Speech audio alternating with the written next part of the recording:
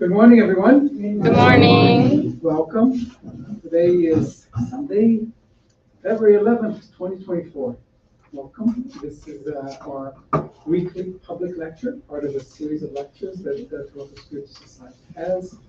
We broadcast live through multiple channels, and we welcome all of the people who are here this morning. Thank you. We have a fascinating lecture by Holly Chavo, who's going to talk about life in the two worlds.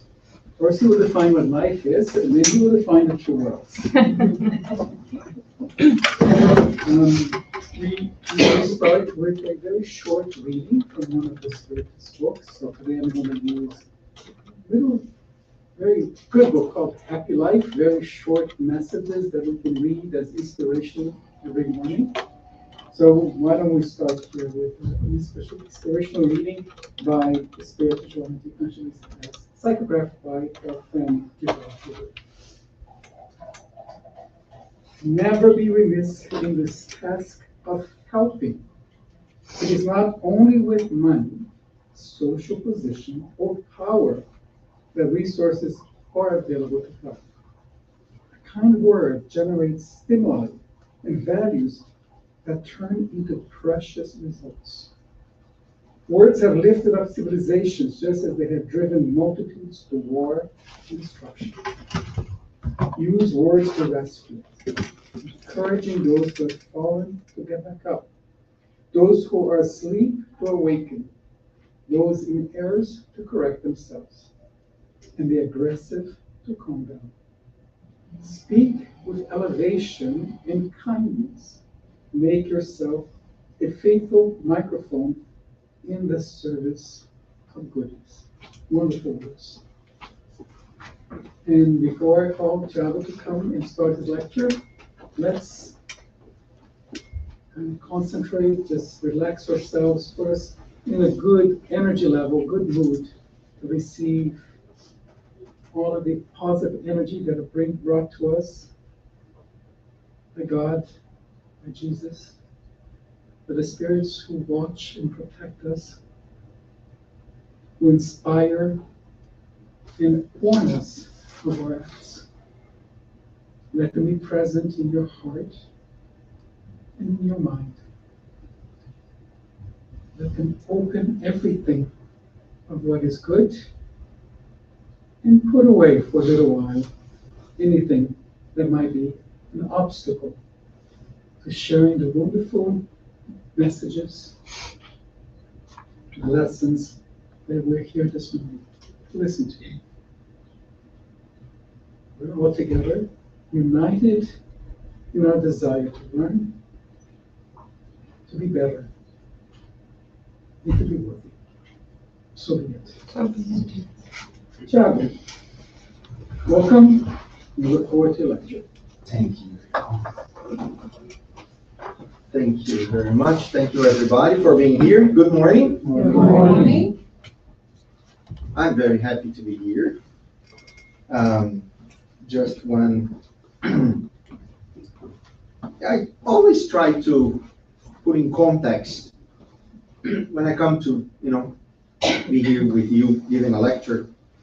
Sometimes what is happening around us seems to be relevant. I didn't necessarily find anything relevant, but yesterday, for many in this world, there was a celebration. And the celebration was a new year. A new moon, a new month, a new year. By the way, I am dragon for the Chinese zodiac, so then apparently it's my year. I don't have idea what that means. Let's see what the year is reserving to me. But when we think about renewal, when we think about something new year, we think about opportunities. We think about new chances and new experiences. That was the way that I was trying to make sense of the context of what is happening around the world and the lecture that I'm bringing for you today. Life in two worlds. For us who are interested in Spiritism, in the relationship between the material life and the spiritual life, that idea of the life in two worlds is of great interest, right? We are spiritual beings. We are living a material life right now, temporarily, and we try always to find the meaning of that interaction between the two worlds, the meaning of our lives here, the experiences that we go through, the good ones and the not so good ones. And this brings us to the theme. Life in two worlds entails that transition between those two worlds. And that was the theme that was given to us to try to talk about. I try to put in nice words, life in two worlds, but what does that mean? That means that if we are in transit between those two worlds, we are thinking about going to the spiritual world and coming to the material. We all know the words that it represents for us in Spiritism, right? When we are going to the spiritual world, what word do we use? Discarnation. When we are coming to the corporeal world, to the material world, we call reincarnation. So when we think about life in two worlds, we are thinking about very, very important experiences and moments that we go through, events that the spirit goes through on those transitions. And the quality of those transitions are very important because they will dictate what is happening with us in the other side, whatever side we are going to. We are in constant transit, a non-stop two-way road, constantly going and coming back and going and coming back. And of course, then when we think about it, I immediately think, how? And I think about why. How we're thinking about the mechanisms that operate when we are making that transition, which are very important. But at the same time, we understand in Spiritism that as important or more important than the how, it is the why. And what does that mean? That means that, as told by Allan Kardec in the Gospel according to Spiritism, the most important aspect for us, it is what we call the moral aspect of the Spiritism, which is the aspect that has to do with our conduct, has to do with our thoughts, our feelings, our emotions, the quality of our relationships, the way that we live. That is the fundamental aspect that Spiritism brings to us, that are as important or more than those mechanisms. So, obviously, we will try to bring a little bit of how this process happens, but most importantly, it is fundamental for us to be open to understand the reasons and the meaning why this happens with us. Why do we go back and forth? Could we just stay in one place? Could we just do one trajectory and one journey? Potentially, yes.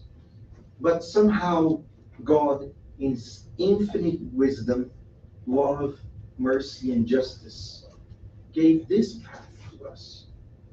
So it is important for us to understand how we go through this path in the best possible way.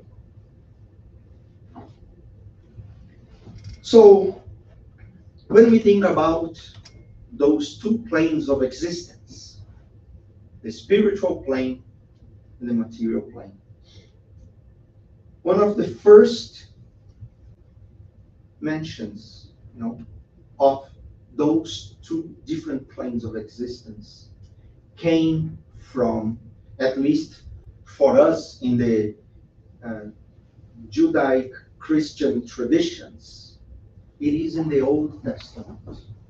Very specifically in the first book of Genesis and in the second day of what we call creation. If you remember the first day of creation, God created the light. Very famously we know, let there be light. And God saw that the light was good, and it was the first day. After the light, God decides to create heavens and earth. He goes more or less like that. Let there be a dome in the midst of the waters. Let it separate the waters from the waters.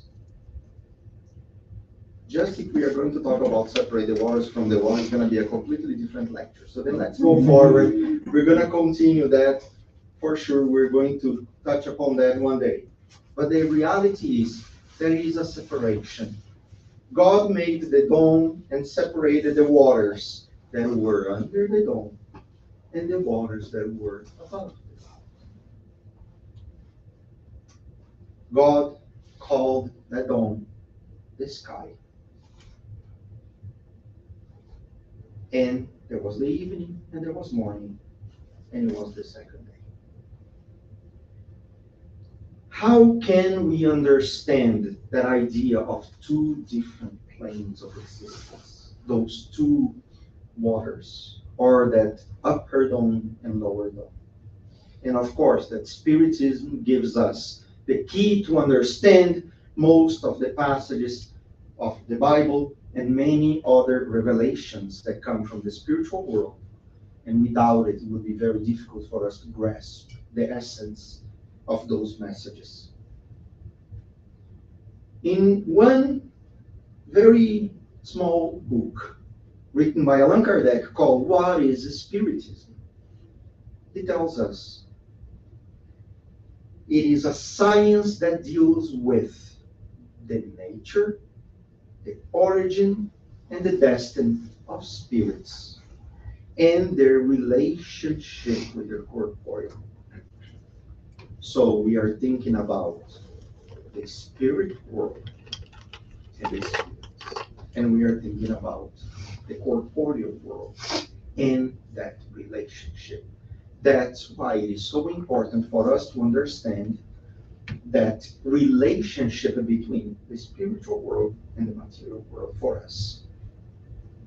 There was a purpose for God to have created the material world. As spiritual beings, we navigate through the millennia between those two planes of existence with the purpose of evolving, growing, going through experiences in those different planes, acquiring lots of different qualities that we call the virtues, both intellectual and moral, because as spirits we are created simple and ignorant, and we tend to the perfection. But in the way to that perfection, we need to go through all the experiences that God puts in front of us, so then we can grow, we can learn, and then we can apply this knowledge and put in practice those experiences. What is that's okay. It is about the waters, right? We're talking about the waters. Now, if we think about the spiritual world and the material world, what comes first? Which world is the primordial world? Which world is the original one? Any guess? I think many people are thinking, but I'm shy to answer. So the original world is the spiritual world. In the Spirit's book, Allan Kardec asks the spirits, which is the principal world, or the world of origin? And the spirits will say, the spirit world, pre-existent, and will survive all the other worlds, and will survive the corporeal world. Even if this world ends, the spirit world will continue existing. And following that question, Allan Kardec asks another very interesting question. Could the material world cease to exist completely without any problem to the spiritual world? The spirit would say yes, in principle, yes. But they make a very important remark. The relationship or the correlation between those two worlds is unceasing. It never stops as the one reacts upon the other. If we're looking about life in two worlds, we are thinking about two planes of existence that are in constant action and reaction towards each other, in constant relationship, in constant communication even. One is interdependent with the other. Therefore, as spirits, we are also in an unceasing relationship with those two worlds. And it is also important for us, especially because when we are here, incarnated, we are in an unceasing relationship with this world, and we need to act upon this world. And we receive all the stimuli, like the reading said, thank you, it's a very good word. We receive the stimuli from this material world as well, reacting on our bodies that then will give this experience to our spiritual body. Therefore, we learn with those experiences and we react to the corporeal world through those experiences in our bodies as well. Okay, here we have the material world, the spiritual world, and we are talking about that relationship. But where can we then start diving into those two different planes of existence? Somehow, what came to us, I already had mentioned that, so just a little reminder of our the statement from What is Spiritism. Where can we start? Let's start right here.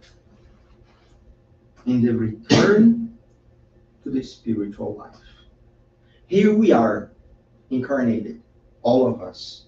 Here we are living the corporeal life, the material life, with all of our experiences, surrounded by people that we live with, having the jobs that we have, learning, going to school, having conflicts with people, forgiving, resenting, and growing older. Our bodies grow older.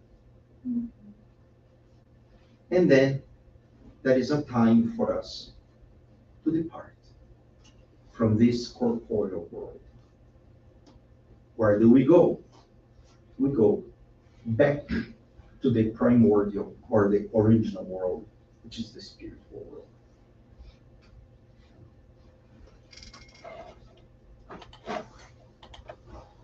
Allan Kardec, in his wisdom, will ask the spirits about that process, discarnation, the return of the soul or the spirit to the spiritual world.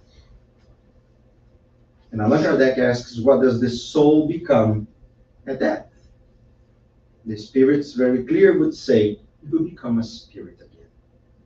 We will then, say goodbye to this material body, to this body that we have made of matter. And we return to the spiritual world as a spirit with our spiritual body. But here is a very important point. Many different doctrines, religions, faiths, philosophies will try to give different explanations of what happens with us when we go back to the spirit world.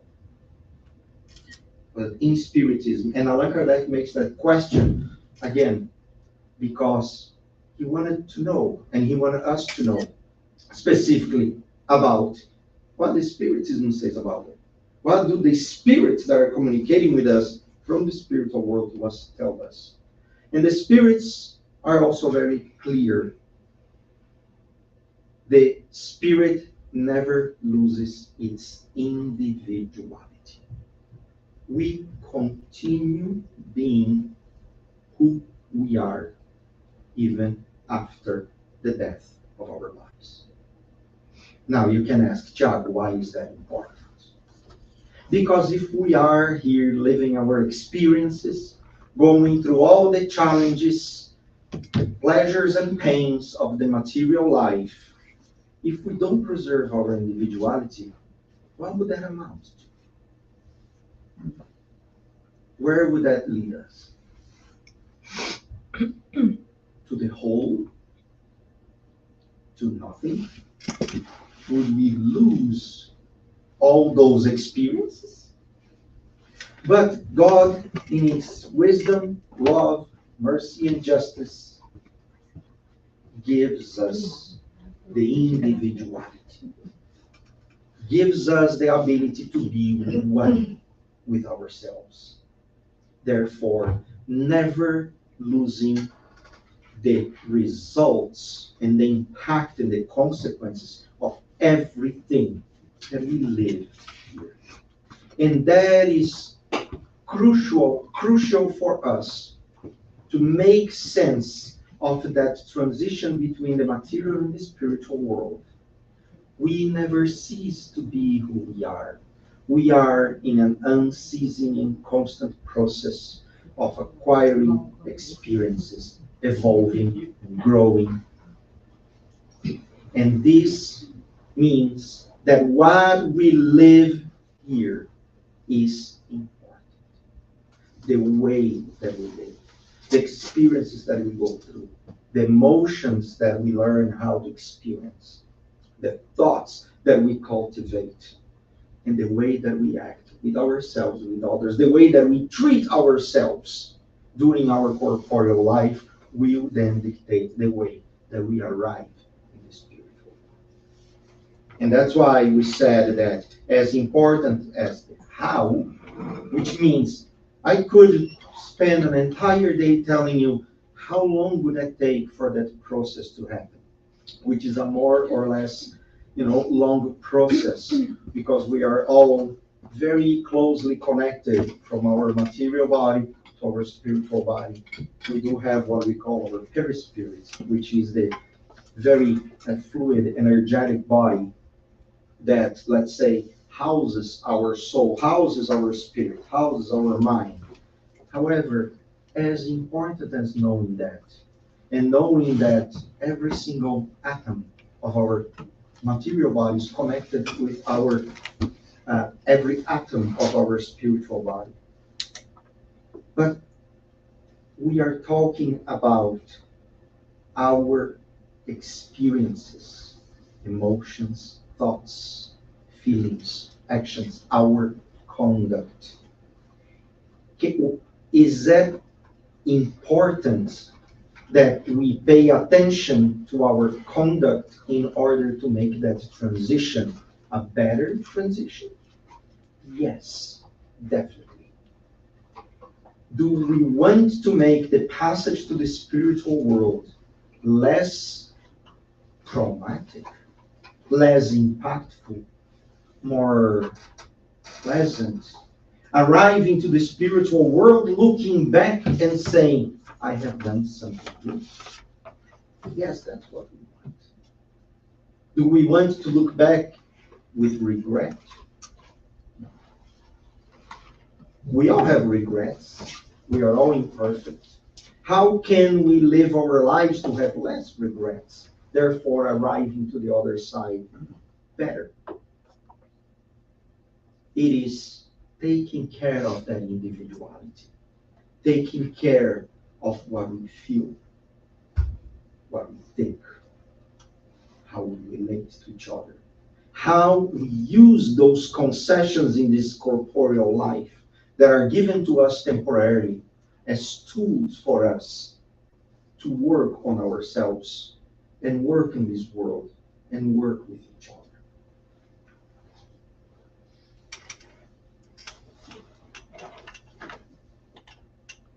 because the spirit keeps its individuality. That individuality and all what we go through stays with us. The spirit will say, it stays with us through our perispirit.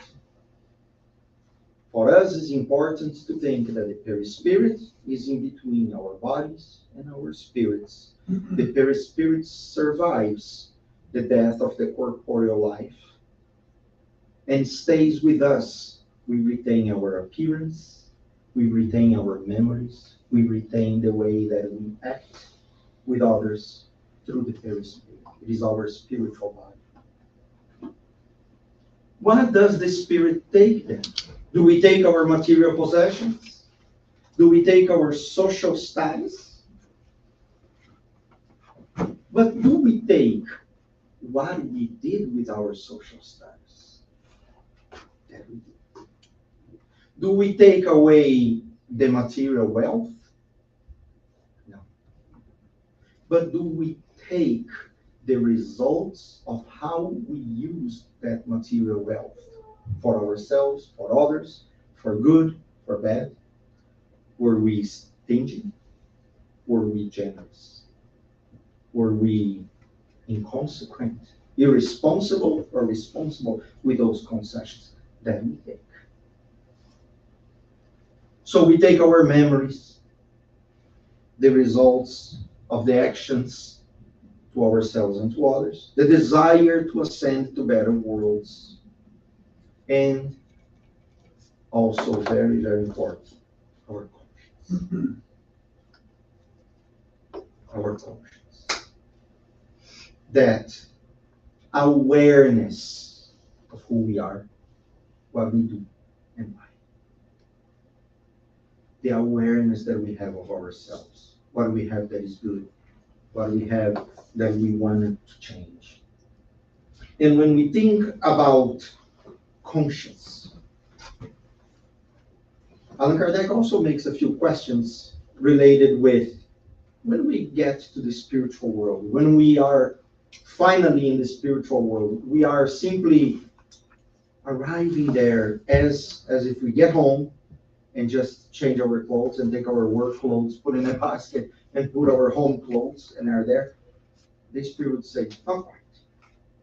That is a process for us arriving to the spiritual world. Imagine that in our material world, we have our five senses, right? Our tactile senses, the vision, the hearing, we smell, our taste. But in the spiritual world, we also have our senses. Through the perispirit, we feel, and we have sensations as well. But they are probably different as well, because they are not the same and they are not as restricted and limited as our material body. The spirits will say, we feel everything with our entire selves. Difficult for us to grasp, but it is important to recognize that our senses, our sensations, our feelings are more expanded in the spiritual world. Why is that important to say, Thiago? Because if we are happy here, if we are content, if we have a good experience, if I do something good for somebody, and I go home with that feeling that I did something good, I'm feeling that. I'm carrying that for a few hours, sometimes for a day, and then it dissipates. Imagine if we had one specific sense that will give us that the feeling of well-being that we could feel without limitation. What is a spiritual happiness maybe? The same happens if we're sad. The same happens if we regret something that we did. How many times we say a few things, we get home, and then when we are alone, we think, I could have been quiet that moment. I could have said nothing, but I needed to say something. But I wish that I could take it back. Imagine feeling that with your entire spirit. That is very important because what happens with us when we go back to the spiritual world is that we are confronted with ourselves without barriers. We, in the material world, are able to sometimes fool ourselves. We can find reasoning, we can rationalize a lot. We can find excuses and explanations for a lot of what we do, what we think, and how we feel. We can hide from others how we feel and what we think. In the spiritual world, we are all feeling, all thinking, all memory. Happiness and unhappiness exposed. We don't have the limitations and the constraints of the material body.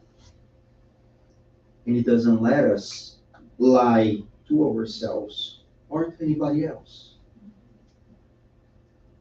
That's why it is very important for us to understand that how we are going to arrive in the spiritual world depends on how we live the material. Makes sense so far? Thank you. So,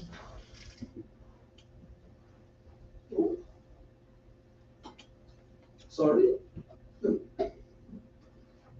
So we can understand that discarnation then, or the return to the spiritual world, is not necessarily something abrupt, but it is a gradual process of what we call disengagement from the material body. Even though our bodies may not have the vitality anymore, may not have any function for us anymore, still this process is gradual. There is a time of confusion. Our conscience is not as clear. It is like a process of awakening from a very deep sleep. The Spirit will say, imagine if you are in a deep sleep and you are awakened by somebody. Sometimes you even think that you are there in the dream, and then you start blurring everything, and then here you are back. It would be something analogous to that.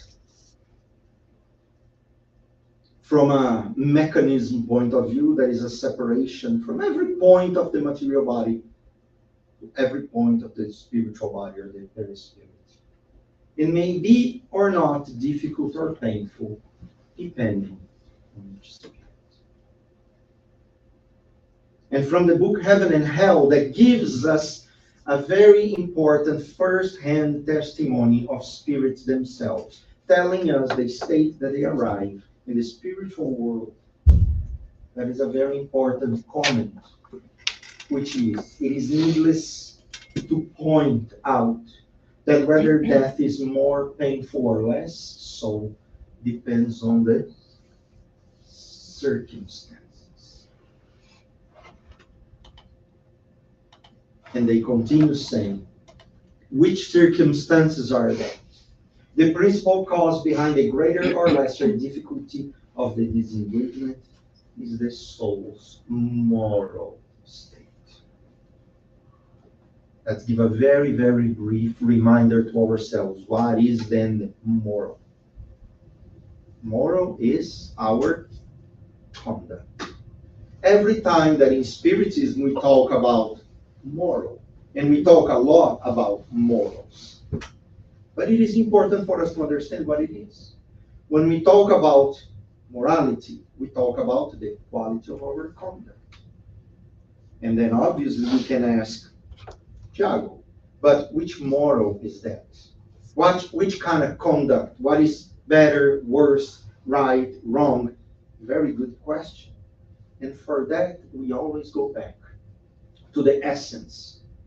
Spiritism only exists because we are here trying to restore the essence of the message from Jesus Christ. And when we think of our conduct, there is no better code of conduct for us to understand how to act than the Sermon on the Mount. When we go through difficulties, we go through difficulties with resignation. When we have the opportunity to judge, instead we forgive. When we have the opportunity to say something, it is better to be silenced. When somebody hurts us, we have the opportunity to forgive them because we recognize that we also hurt others.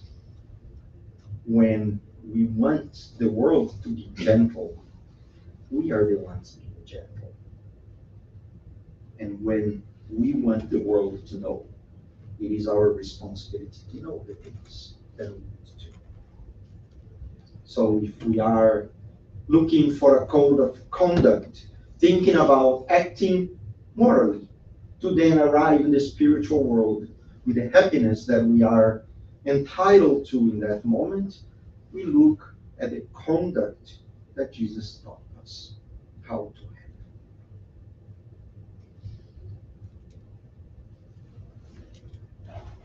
Very important to think that part of that morality or that moral conduct or the distinction between what is good and what is bad has to do with the perspective that we give to this material life. For those who are extremely attached to material things, to this material world, especially those who only believe that we have one existence and that we need to take advantage at any cost of everything that the world provides us, there is a chance that we're going to be overly attached to those material things in life. What will happen then when we depart? First of all, we will continue attached mentally to that material life and with everything that is still here in the material world. We will find ourselves in the spiritual world how? Empty. Because we're not taking those material aspects of life. We're taking the way that we use them. So we will suffer because we will be missing it. Because we were overly attached to it. That's what the Spirit will continue telling us, and Allan Kardec in the book Heaven and Hell, which has to do with the attachment between the spirit and the matter, will also dictate the way that we depart from matter. If we are able to relate to this world, understanding that one day will end, we may have this today, but we may lose. We may have health, but we may lose. We may have physical beauty. We lose. Our beauty is not in the body. But many still consider the beauty is where? In the appearance. Wealth, where is the wealth? In our pockets, in our wallets, in the size of our bank account? No, those are obsessions. They will stay here. But what we did with that material wealth will dictate how rich we are spiritually. And so on.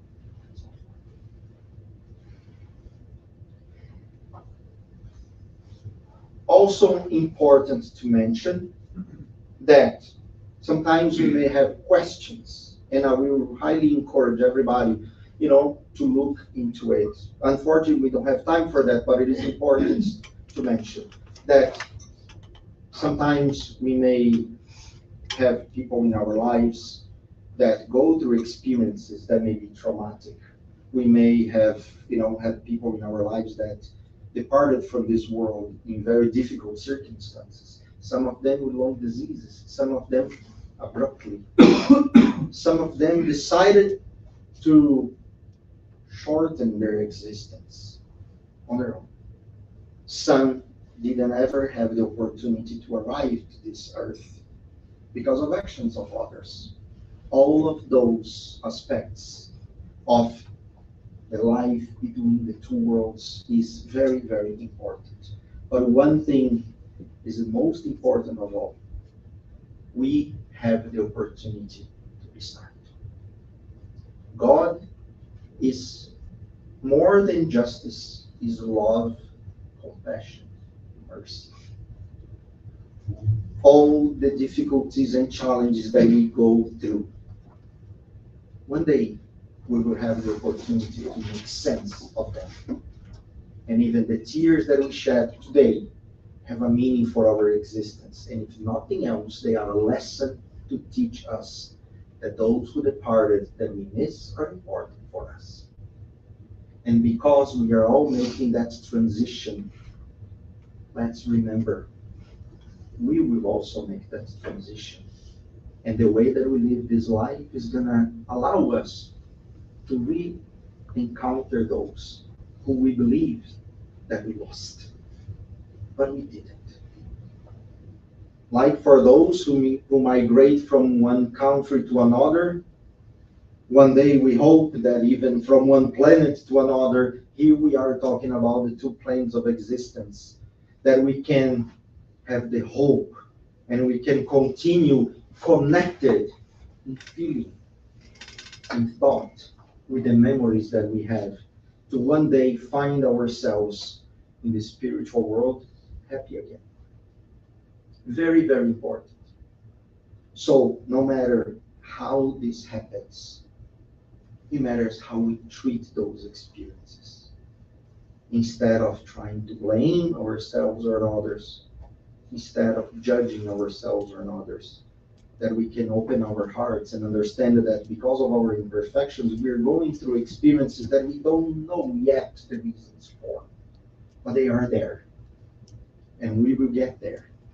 More we evolve, more we go through those processes of discarnation and reincarnation, learning at every existence, and putting our hearts at ease at every single of those transitions, re-encountering and re-experiencing life with those who we are connected with.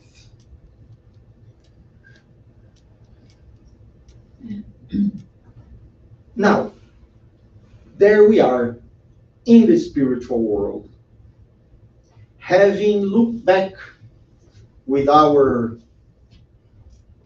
satisfaction, with the happiness for the good actions, with some regrets maybe for the not so good actions, with the desire to do better next time, because we understand that we will come back and have the opportunity to learn what we couldn't before, with the opportunity to re-experience some of those events that we probably thought I could have taken more opportunities from those experiences. We have the opportunity to come back and to take more advantage of the experiences in the material body. That's what we call then the reincarnation, which is then the process of the spirit in returning to the material.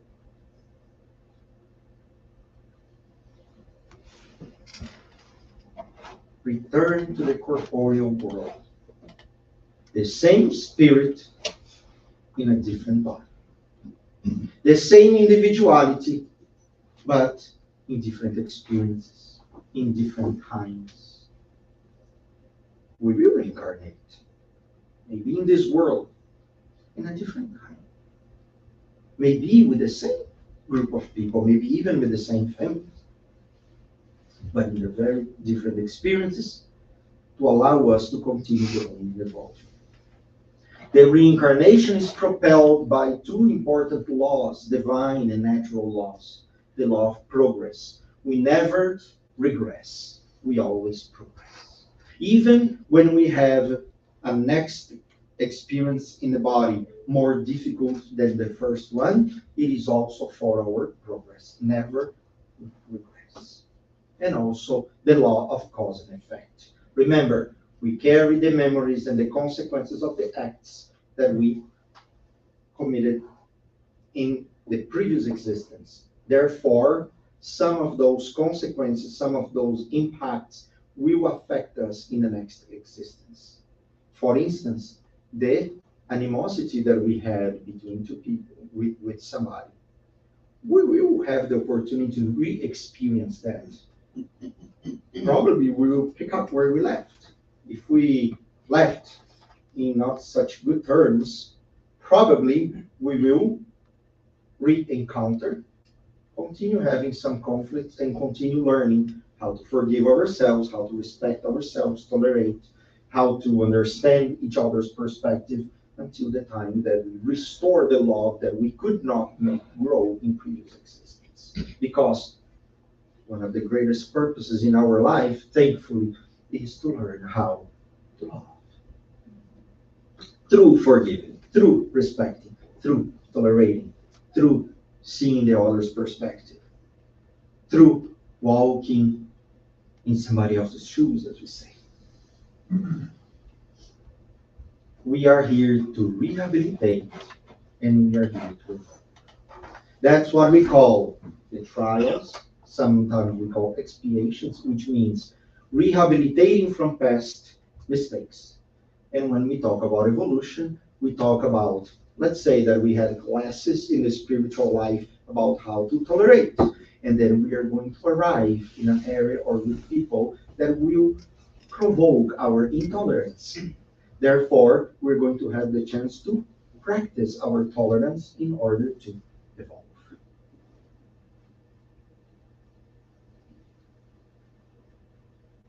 Yeah. It's not working? So if we think about some of the essential purposes of incarnation, it is leading the spirits to perfection. It is about expiation as well. And in this case, we can call that, I usually like to call it a spiritual rehabilitation. That will involve challenges, emotionally speaking, relationally speaking. It is going to probably be difficult. Sometimes even a difficulty to accept and understand what is happening. We can understand more or less what happens with us in our lives because there are some specific trials or tests that we go through that we feel very happy going through them. Oh, I'm going to endure, I'm going to, thrive, I'm going to learn, grow. And some of them, it is difficult. We feel that resistance. We feel like not, engaging with some people. So then we can see sometimes it has to do with the past, sometimes it has to do with planning for the future. For some as well, it has to do with missions. The spirits will say God imposes incarnation for the purpose of leading spirits to perfection. For some others, it is an expiation, and even others a mission. However, in order to reach the perfection, they must undergo the vicissitudes of corporeal existence. Therein lies the expiation. Incarnation has a further objective. It is place spirits in a situation where they can share the works of creation. That is one of the most beautiful purposes of the incarnation. God knows what we know and what we don't. But for every drop of knowledge that we acquire, God gives us the opportunity to perfect it. How? Placing us strategically in environments and with people where we're going to have the chance to put that in practice.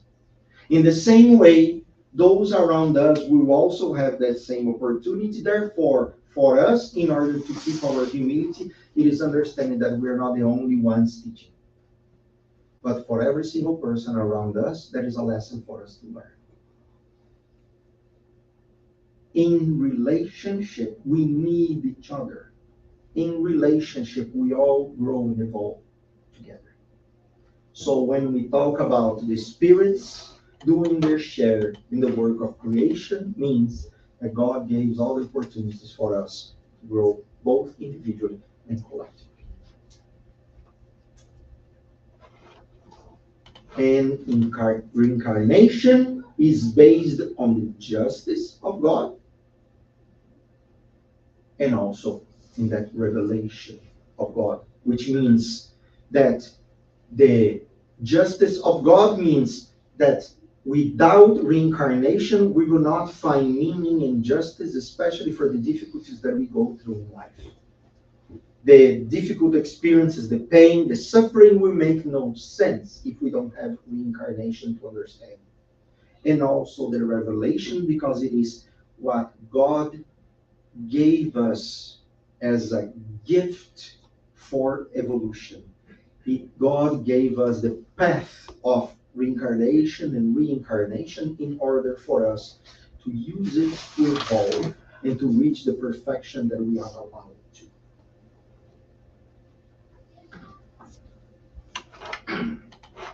The spirit André Luiz, in a very interesting book that I invite everybody one day to read, in a series of the life in the spiritual world, psychographed by Chico Xavier, André Luiz says that the progress of the spirit, obviously, may be compared to a mountain that we have to scale, enduring the obstacles and weariness of the climb. Similarly, recuperation or rehabilitation or expiation may be seen as the same duly recapitulated ascent involving obstacles, traps, mirages, and briars we create for ourselves. So here we are. We create the obstacles to ourselves when we act based on our imperfections, when we hurt, when we disrespect ourselves and others. Therefore, in the next incarnation, those are going to be barriers, difficulties, challenges, challenging and conflicting relationships that we are going to experience again in our ascension to better planes of existence.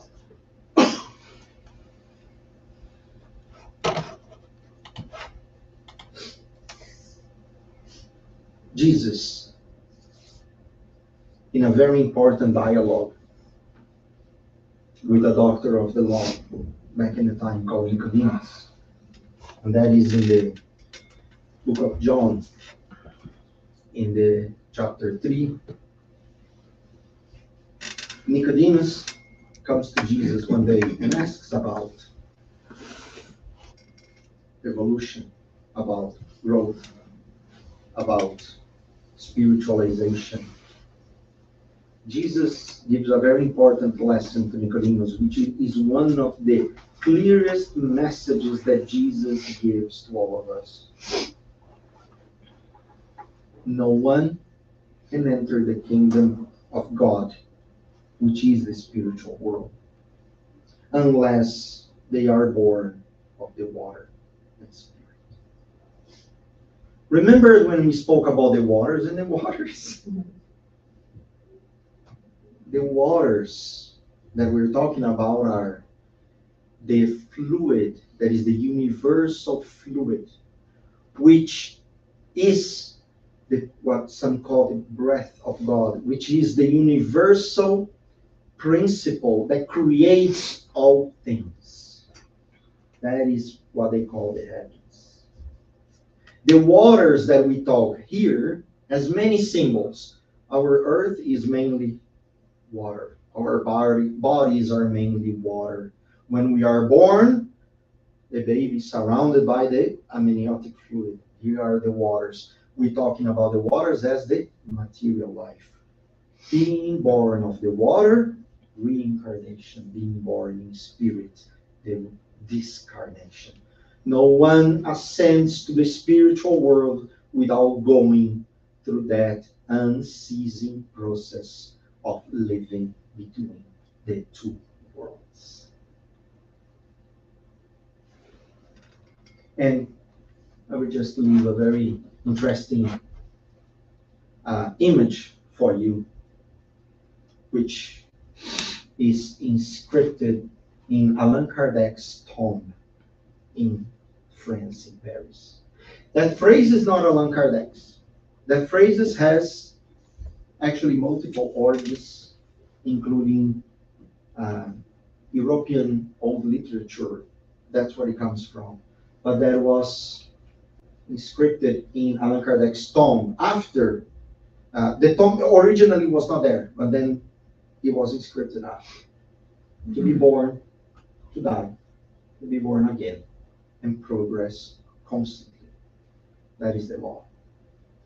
Nothing better to wrap up the lecture of today with the lessons that were given to us by Allan Kardec and the Legion of Spirits that comprise what we call the Spiritism today.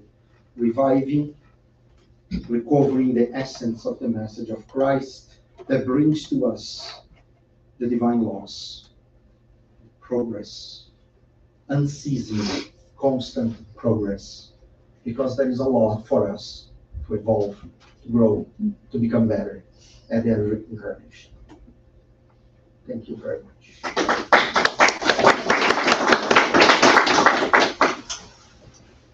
Thank you, Shadow. Not surprising, always a great lecture.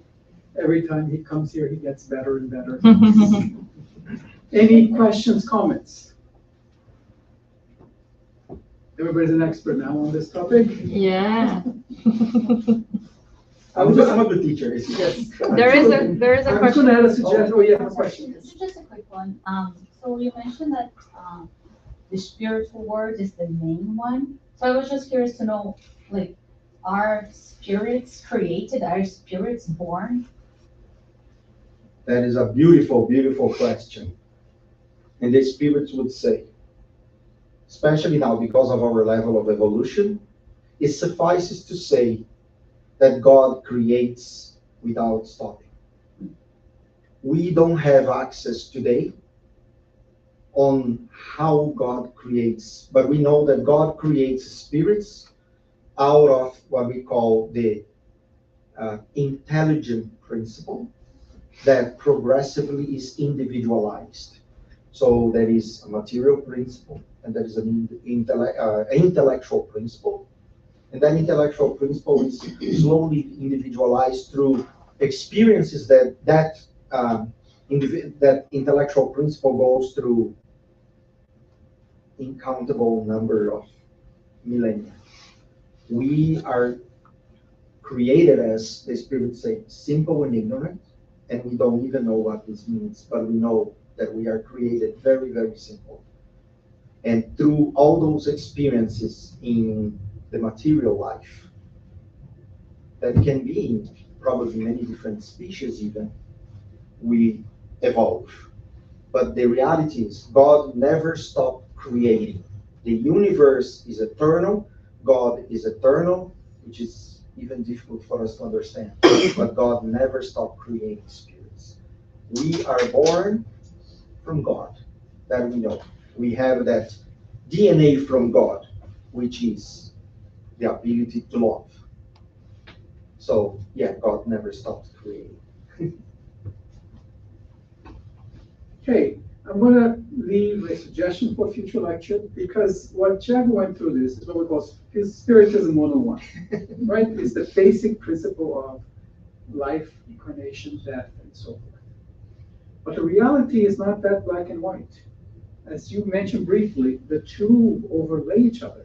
We're constantly, even though we're not realizing, interacting with the spiritual world, right? Either because we have spirits who are discarnated, who are somehow influencing, like I said in my opening prayer, that high spirits help us, influence, and assist us.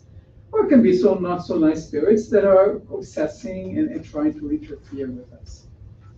As well, we who are incarnated, we know that during sleep, our spirit might be released back into that spiritual world.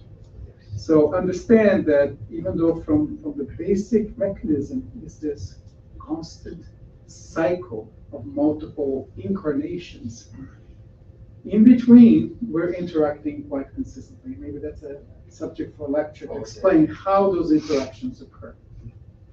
And I'll leave you a little bit of a thought exercise.